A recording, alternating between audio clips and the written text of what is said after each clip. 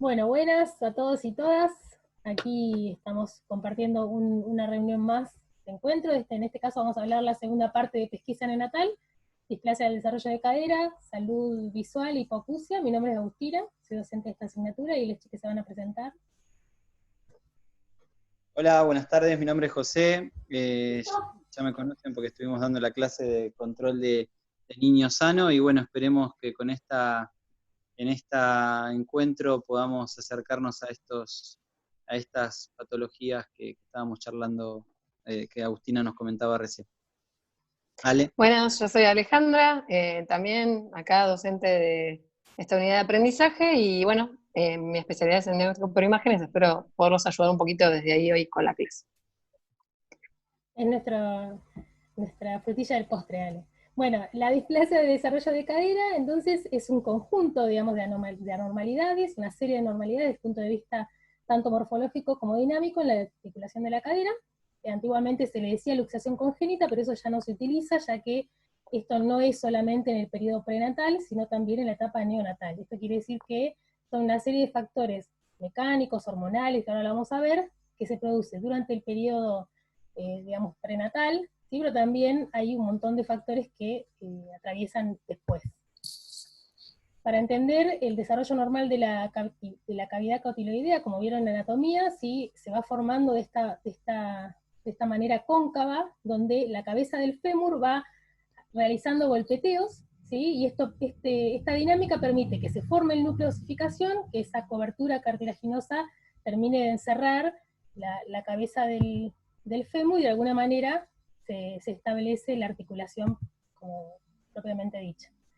Ahí, ¿qué sucede? Cuando esto tiene alguna alteración, ¿sí? El plano queda sin profundidad, se pierde esa forma esférica, el cuello queda corto, obviamente se retrasan estos mecanismos dinámicos de osificación, de formación de la cápsula, y queda hipertrofiada y con rigidez. Y ahí, como ven, queda totalmente fuera, y de alguna manera no se produce esa articulación.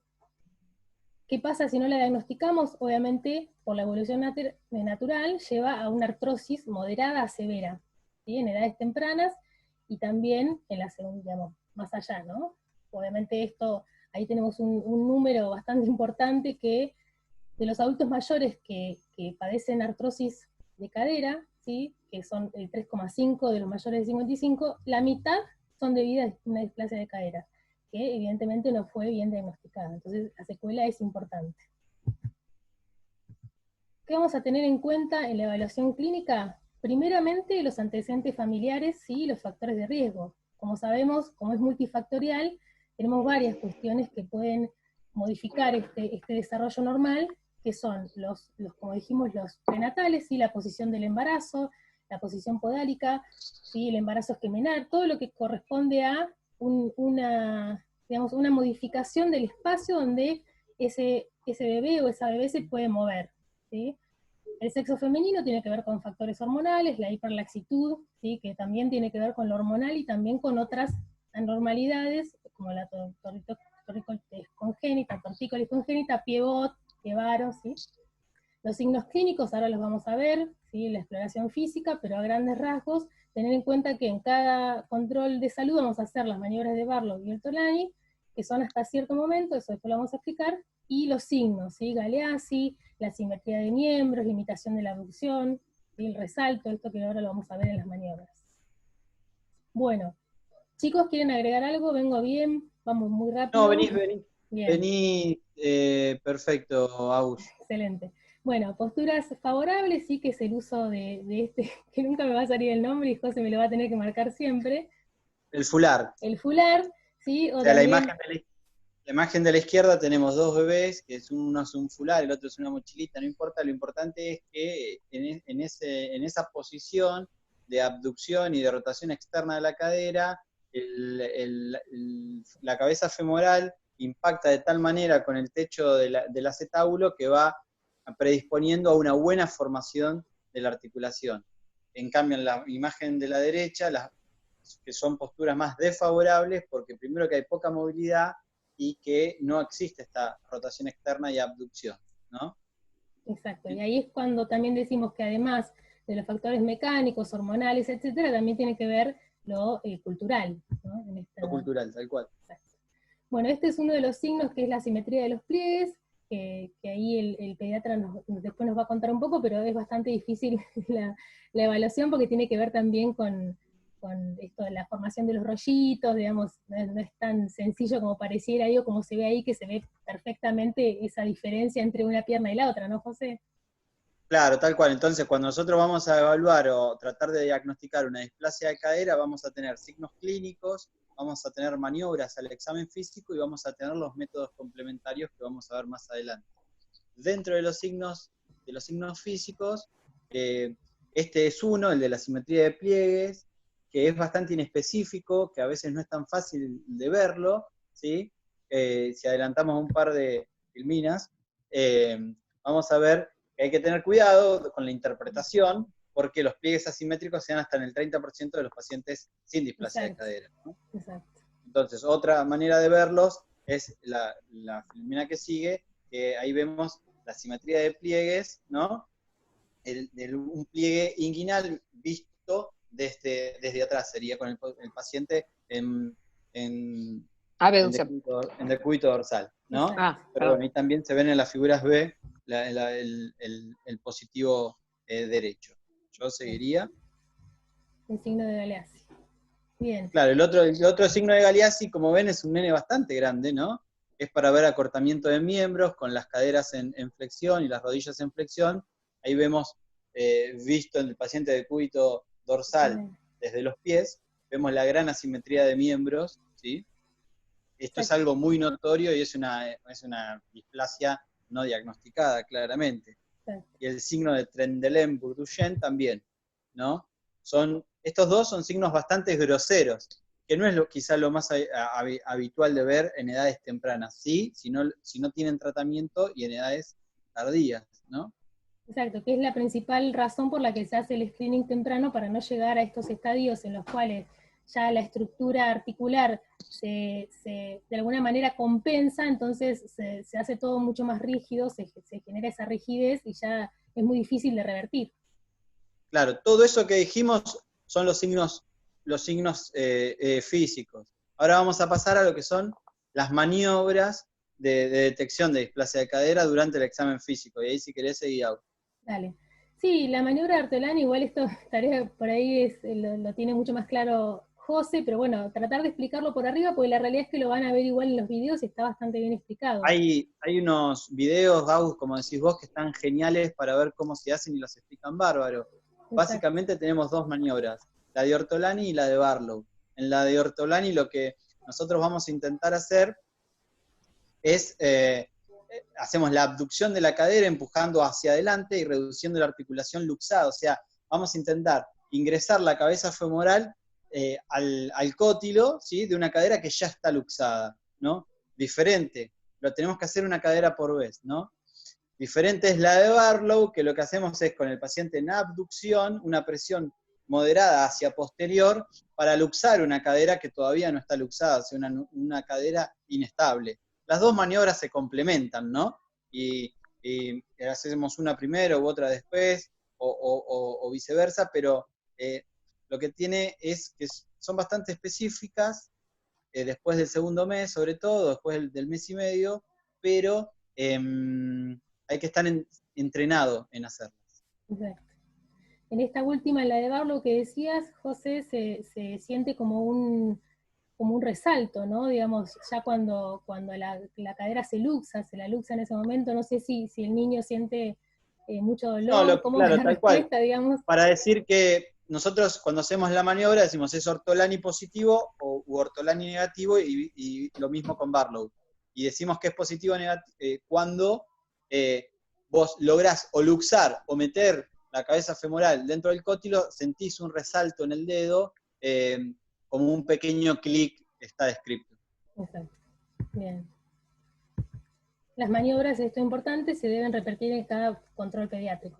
Recuerden así como por arriba que, digamos, que las maniobras de Barlow y Ortolani son efectivas hasta los 3 meses aproximadamente, y ya después de esto son más difíciles. Igual se realizan durante todo el primer año, ¿verdad, José? Estas maniobras sí, independientes. A ver, lo que evaluamos durante todo el primer año es la cadera, ¿no? En términos generales uno se dice que hay que evaluar la cadera hasta que el paciente empieza a caminar y decir, bueno, mira, esta cadera está normal. Lo que hacemos hasta los 3-4 meses son las maniobras y después vamos a hacer estos signos de Galeazzi o de asimetría de miembros o limitación de la abducción como para diagnosticar. Perfecto. Bueno, entonces para recordar estos tips, ¿sí? Que lo que decíamos recién, los signos de inestabilidad se van haciendo cada vez menos comunes, entonces es importante comenzar desde las edades tempranas a realizar las maniobras, de Barlow y Ortolani sobre todo. Esto de la permanencia prolongada de la cabeza fuera del acetábulo ocasiona esta contractura de las estructuras perarticulares, tendones, ligamentos, cápsulas, entonces con esa consecuencia, digamos, es mucho más difícil reducir la cadera a la posición correcta, y bueno, ahí es donde nos va a dar Ortolani negativo. Y luego de los primeros 3 meses, como veníamos diciendo recién, hay que utilizar ya otros signos que son mucho más efectivos que Barlow y Ortolani, que ya nos sirven.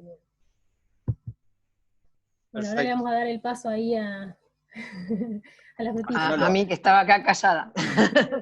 Bueno, ecografía, ¿cuándo la hacemos? Lo ideal sería a los 3 meses de edad, ya a esa edad generalmente ya están los núcleos, el cótilo cartilaginoso es más fácil de ver, porque todavía no se osificó, y se puede también realizar desde los 2 a los 4 meses también, y a veces hasta más, porque hay niños que se puede seguir viendo más con los ecógrafos de hoy, ¿sí?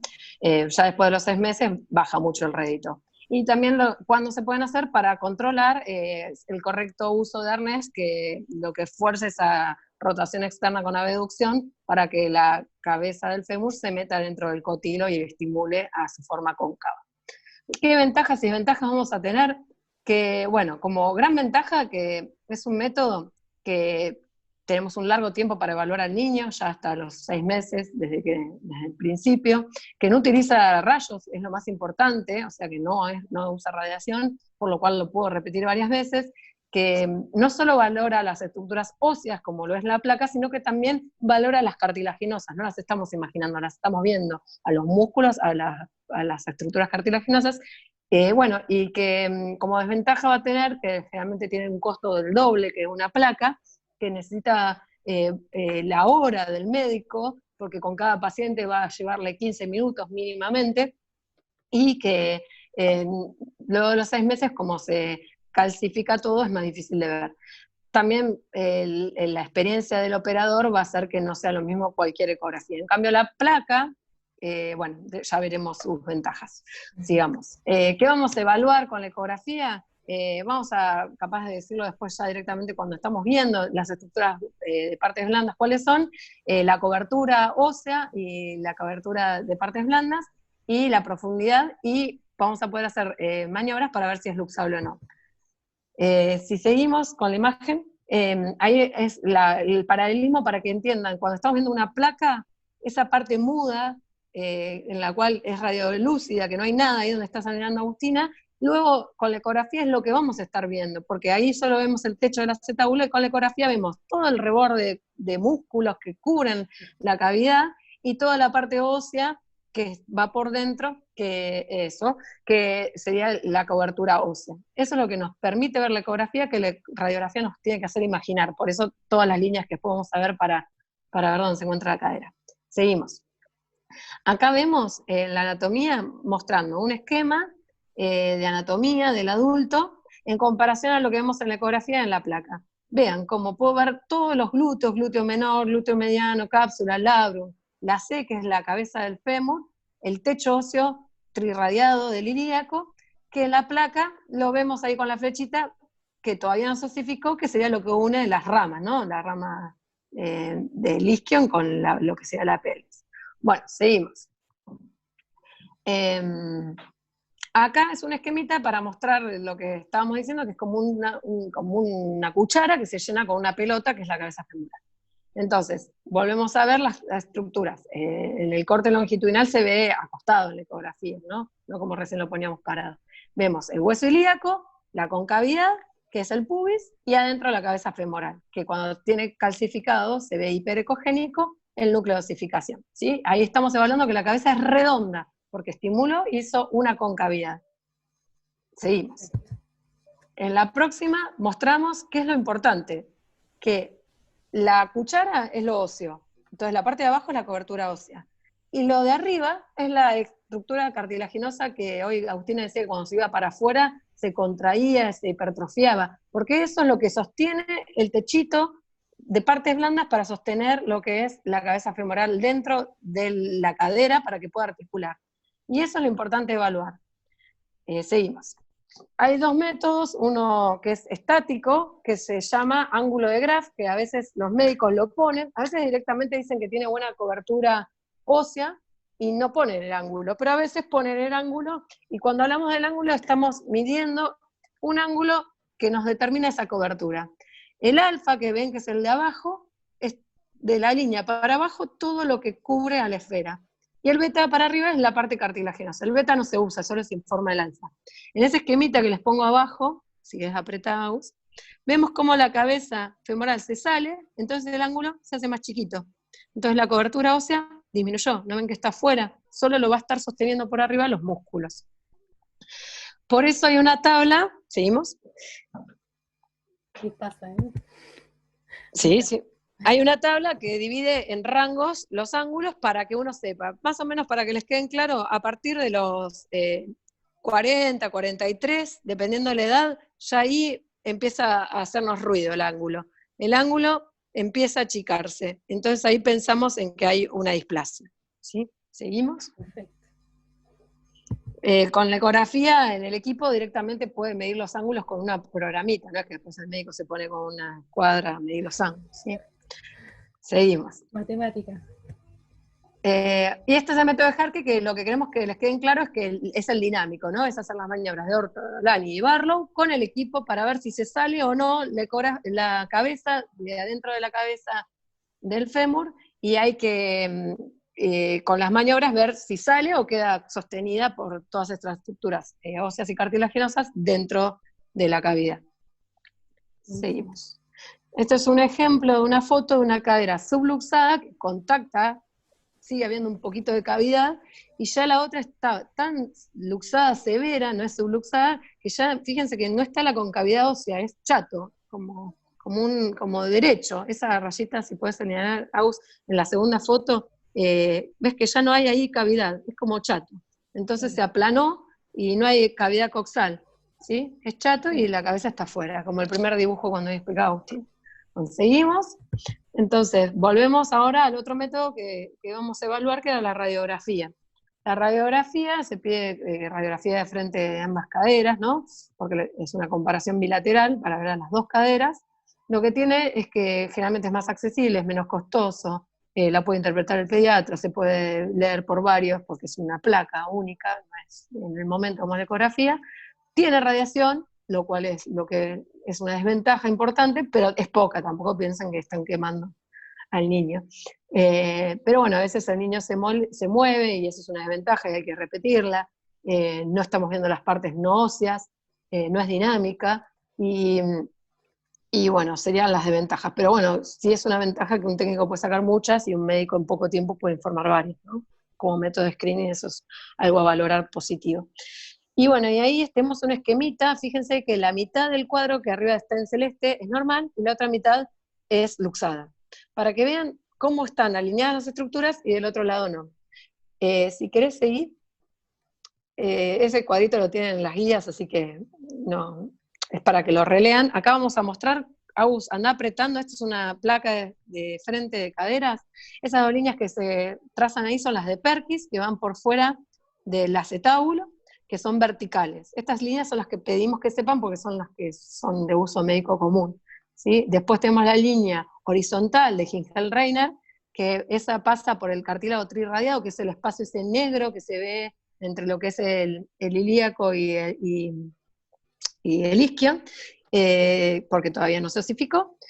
Y las líneas de Shenton, que son esas que son como si siguiéramos un arco curvo entre lo que es el cuello femoral y la rama isquiopubiana, Fíjense que en este está completa porque no tiene luxada la cadera. Si la cadera se va, como estaba en el esquema anterior, la línea de Shenton va a quedar cortada. Eso es un dato para saber que está luxada. Y ahí en la izquierda ven cómo se corrió y no puede seguir el arco porque está luxada.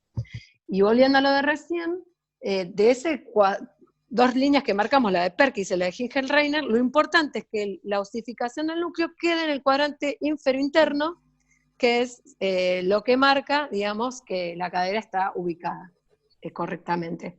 Y después el índice acetabular es si trazamos una línea por la parte osificada del techo acetabular, junto con la de Hingelreiner, va a tener un ángulo que según su tamaño, o sea, cuanto mayor es que está mejor, ¿no? La cadera. Bien. José, ¿querés agregar algo ahí de la radiografía? No sé si quieren. No, perfecto.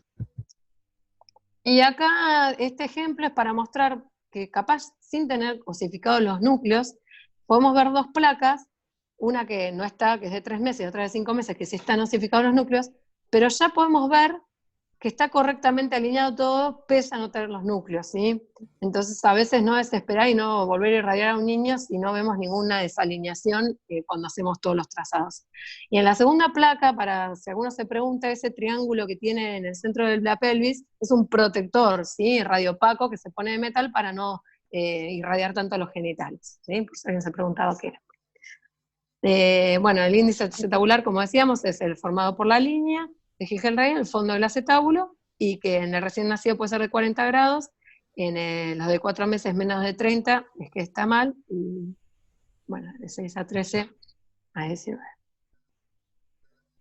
Y bueno, para el tratamiento, no es que queremos que lo sepan, sino para que entiendan cuando hablamos del arnés, que es, sí, está el arnés y las férulas. El arnés es la primera fotito y las férulas es la de segunda foto, que lo que hace es dejar en rotación externa y abducción, que si logramos esto antes de que el niño camine y cuando tiene las estructuras de forma cartilaginosa, antes de que se osifiquen, evita que en el futuro el tratamiento sea quirúrgico.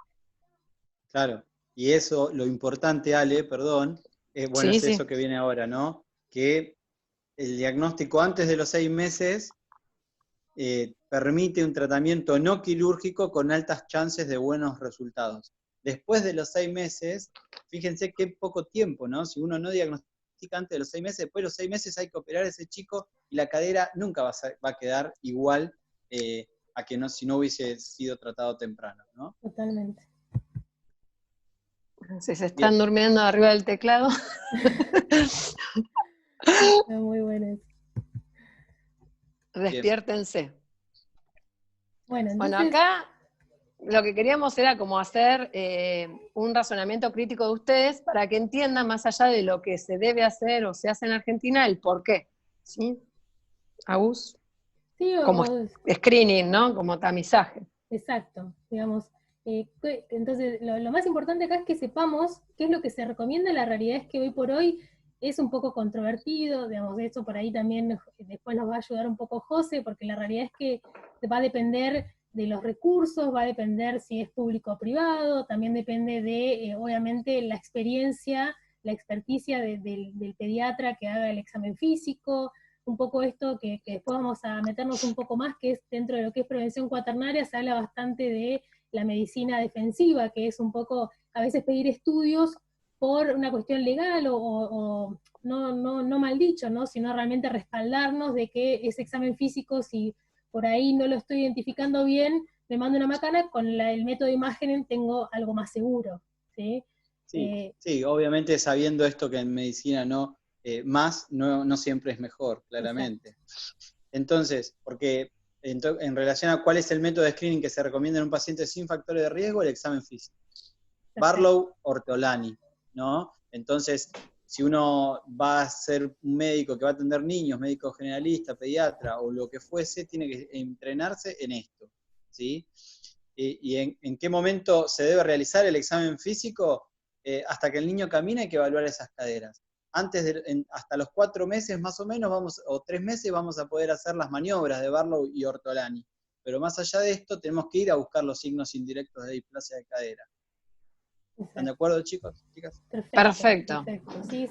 Por ahí esto lo van a ver en la bibliografía, que incluso dice, bueno, ¿Cuándo pedir un estudio? Bueno, va a depender obviamente de un montón de factores, pero en general decimos, porque fue una pregunta, esto lo hablábamos con Alejandra, de examen, de ingreso al examen de residencia, ¿cuándo se pide un estudio?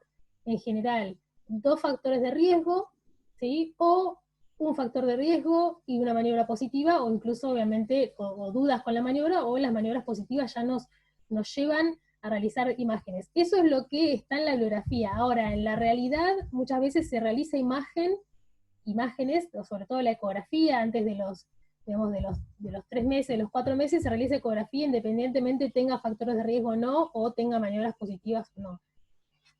Nada, A veces lo que eso. charlábamos un poco también va a ir de la mano de la experiencia del pediatra y de la demanda del paciente por hacerla, ¿no?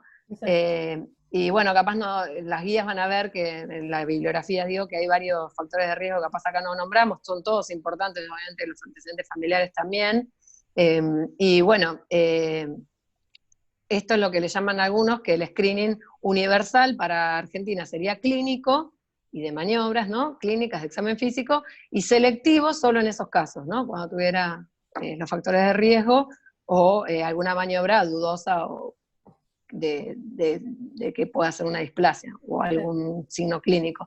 Y como sobrediagnóstico, ¿qué nos referimos? A que a veces, cuando el niño está inmaduro, todavía esas estructuras cartilaginosas no sostienen bien a la cadera y es inestable. Entonces, que un estudio por un ecografista diga que es inestable no quiere decir que ya está luxada o que tiene una subluxación, sino que capaz hay que esperar un poco la maduración de ese niño y ver si con otras maniobras o otro estudio de imágenes la cadera se va desarrollando normalmente. Perfecto. ¿Algo más Bien, para agregar perfecto. aquí? No, me parece que está bien. Podemos Digamos. pasar a dale. Bien, dentro de la pesquisa neonatal habíamos visto lo metabólico, ¿no? Ya vimos la clase. Ahora empezábamos a ver estas 3 patologías o 3 pesquisas de displasia de cadera, la pesquisa de hipoacusia y la pesquisa de salud visual, ¿no? En relación a la hipoacusia, que la definimos como el déficit de audición mayor a 40 decibeles en el mejor oído, es importante ver la prevalencia, ¿no? La prevalencia del déficit auditivo en los recién nacidos se estima de 1,5 a 6 recién nacidos vivos por 1000. Esto es importante y contextualizarlo en Mar del Plata, donde, por ejemplo, solo en el materno infantil nacen alrededor de 4.000 recién nacidos al año. Entonces, si uno un poco lo extrapola y decís, bueno, hay en el mejor de los casos, 1,5 cada 1000, estamos en un número importante de pacientes que pueden llegar a tener hipoacusia, y en eso se justifica la pesquisa también, ¿no? Exacto. Y también se va a justificar, que lo vamos a ver un poco más adelante, en cuanto a la morbilidad que pueda tener una hipoacusia no diagnosticada tempranamente. Formas de clasificar la hipoacusia pueden ser conductivas, perceptivas o mixtas. Las conductivas son las de todo el oído externo y el oído medio, todo el aparato de conducción. Las perceptivas o neurosensoriales son las que tienen que ver con la vía nerviosa de la audición, y las mixtas un poco de cada una, o 2 patologías que se pueden ver asociadas, que se puede llegar a ver. Según el grado de pérdida, puede ser leve, mediana, moderada, severa o profunda, y según sus causas prenatales, perinatales y postnatales. Bien, José, quería agregar una cosita así, ¿no? Con respecto a esto que marcaste muy bien, de decir, bueno, la prevalencia, cuánto, digamos, la incidencia, ¿no? La morbilidad que genera, recordar siempre los criterios de Frame y Carson cuando estamos hablando de un screening, ¿no? Digamos, cuál es el beneficio del tratamiento precoz con respecto al tratamiento tardío, si es más beneficioso, ¿sí? Digamos, esto de cuánta prevalencia hay de la enfermedad y las secuelas que puede generar. Solo agregar eso. Tal cual, digamos. Tal cual. Eso llevó a que haya una ley del 2001, que está el Programa Nacional de Detección Precoz de la Atención de la Hipoacusia, que a todo recién nacido hay que hacerle autoemisiones antes del 3er mes de vida. ¿Y por qué antes del 3er mes de vida? En realidad tendríamos que tener una autoemisión antes del mes, para a los 3 meses ya tener el diagnóstico de la hipoacusia y poder instaurar un tratamiento antes de los 6 meses, que es lo que está comprobado que disminuye las secuelas lingüísticas, cognitivas y conductuales en los chicos. Eso es sumamente importante que lo tengamos en cuenta, el tiempo en el que hay que hacerlo, ¿no? Perfecto. Actualmente la pesquisa, la ley lo que dice es que tenemos que hacer autoemisiones acústicas, que es un método indoloro que evalúa ambos los oídos por separados, detecta anomalías del oído medio e interno, y no evalúa la conducción por el nervio auditivo ni el procesamiento cortical. Tiene un alto porcentaje de falsos positivos, relativo, ¿no? Del 5 al 20%. Acuérdense que las pruebas de pesquisa, lo importante es que tengan una alta sensibilidad, ¿sí? O sea, que no se nos pase ninguno, más allá de que podamos meter en la bolsa algunos que no son. Después de última en eso, cuando hagamos un método diagnóstico, lo vamos a precisar un poquito más. Entonces tiene una sensibilidad del 95% y una especificidad, como ven, más baja del 90%. ¿Sí? Si querés acotar algo, no hay ningún problema, ¿sí? Para nada, está perfecto. Es fundamental saber la sensibilidad. El otro método es mucho más sensible, mucho más específico, y es más un método de diagnóstico, aunque en algunos casos se puede hacer de pesquisa en pacientes con factores de riesgo, son los potenciales evocados auditivos de tronco, ¿sí? La ventaja es que no lo altera el líquido en el oído externo o en el oído medio, que sí puede pasar en las autoemisiones, ¿sí? Y evalúa también la integridad de la vía auditiva hasta el tronco, ¿sí? Tiene unos falsos positivos, como ven, del 0,3%. ¿Sí?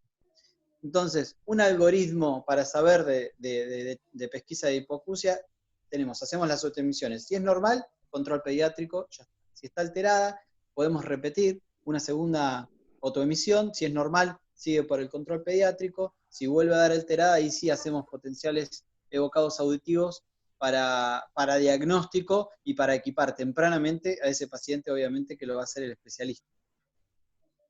Bien.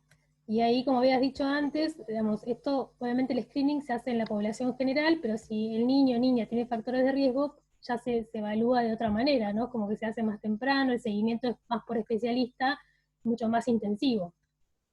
Sí, total. Si tiene factores de riesgo severos, por ahí en algún momento antes del año de vida o del año y medio se pueden hacer potenciales evocados auditivos. Bárbaro. Bien, entonces el screening universal de audición en todos los recién nacidos reduce la edad en los cuales los trastornos auditivos son diagnosticados y tratados. Esto es re importante. ¿Por qué? Porque si uno piensa en desarrollo, ustedes esto lo vieron un poquito en NSD, hasta los 6 meses, todas las manifestaciones vocales, ¿sí? de un recién nacido, de un lactante, no se diferencian de alguien que escucha a alguien que no escucha. Recién a partir de los 6 meses uno clínicamente nos puede empezar a llamar la atención, che, este chico por ahí no está escuchando bien, y ya está. Perfecto. ¿Algo más, Agus? No, esto mismo que decías, qué importante, ¿no? De entender el porqué del diagnóstico precoz. Fundamental. Perfecto.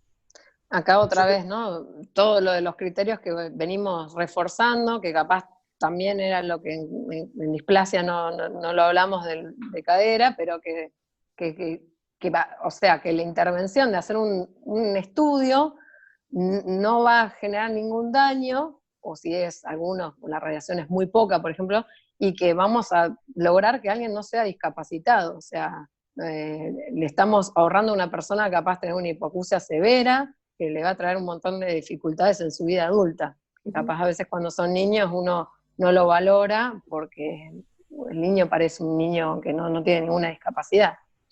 No, está altamente comprobado que el diagnóstico tardío de la hipoacusia lleva limitaciones lingüísticas, conductuales y cognitivas. Bueno, si quieren pasamos a la pesquisa de...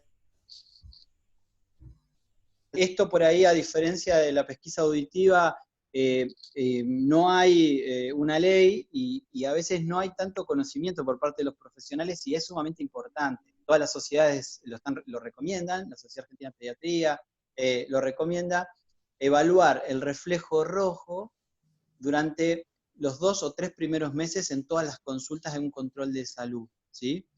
Que lo que hace el reflejo rojo, ahora lo vamos a ver, es pesquisar anormalidades del segmento posterior del ojo y opacidades corneales y cataratas. O sea, vamos a evaluar que todos los medios transparentes del ojo sean transparentes, ¿no? Esto se hace, es una maniobra que se hace con un oftalmoscopio directo. La imagen, eso no es un oftalmoscopio, parece ser una linterna, pero se hace parecido. Idealmente en un ambiente oscuro y con los ojos del lactante abiertos de forma voluntaria, lo cual es muy difícil a veces de realizar, a 30 a 45 centímetros de distancia, nos acercamos y lo que tenemos que ver, si vemos la filmina anterior, ¿sí? La primera imagen, es que se hace cada ojo por separado, ¿no? Ahí está sacada la foto, esto es una foto de una cámara de fotos vieja. La otra, ¿no? La otra, esta. Ahí está, la otra, sí. O sea, nosotros consideramos que el reflejo rojo es normal cuando ambos ojos comparándolos son equivalentes en color, intensidad, tamaño y claridad, ¿sí? Y no existen opacidades o manchas blanquecinas en ninguno de los dos ojos. Las imágenes que vemos son imágenes sacadas con una cámara de fotos antigua, ¿no? Con flash, que lo que hacía la cámara era hacer un haz de luz, ¿sí? Y el ojo que veíamos rojo era el reflejo de la retina de esa luz, ¿no?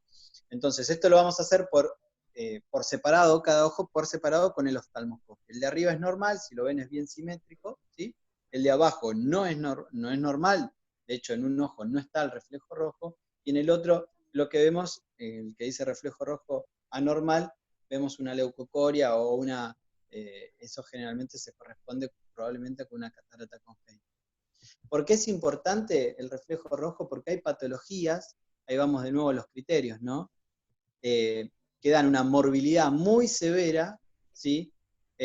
Si no las diagnosticamos o si el diagnóstico es tardío, ¿sí? Por ejemplo, pacientes con cataratas congénitas, ¿sí? Retinoblastoma, o algunas otras enfermedades quizá un poco más raras, pero sobre todo estas dos, las cataratas congénitas y el retinoblastoma, que es el tumor intraorbitario más frecuente, si uno no hace el diagnóstico antes de los 2 meses, tiene altas chances de ese ojo perderlo, ¿sí?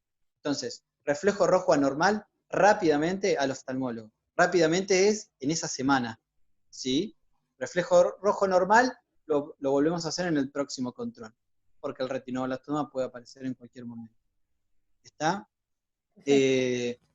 No sé si ahí hay algo también más. si tenía antecedentes familiares, o ya se suponía por alguna sospecha del embarazo que podía tener cataratas congénitas, capaz por algún contagio, toxo, etcétera, que bueno, ahí ya directamente se lo manda al especialista, ¿no? Claro, no se hace la pesquisa y se va directamente al especialista, tal cual. O sea, como poder se puede hacer, pero no, o sea, pero ya el manejo se lo damos a un especialista. Y esto es importante. Creo que lo a veces, importante... sí.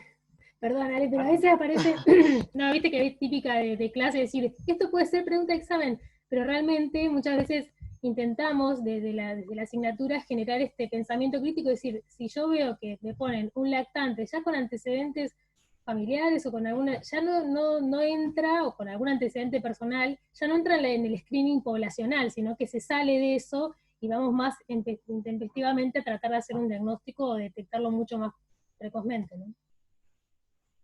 Claro, porque ya hay algún síntoma o algo directo que cambia a esa persona y no está en el universo general. Entonces no es screening universal.